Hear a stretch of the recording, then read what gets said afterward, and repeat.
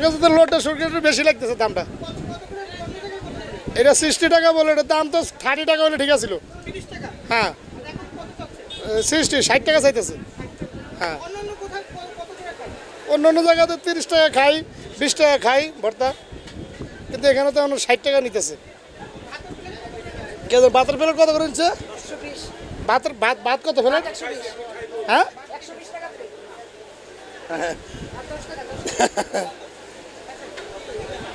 তোরা হ্যাঁ হ্যাঁ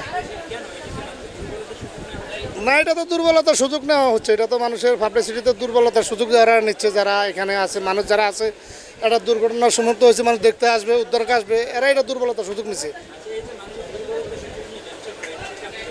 এটা না, এটা হারাম ছিল, এটা ব্যবসা না।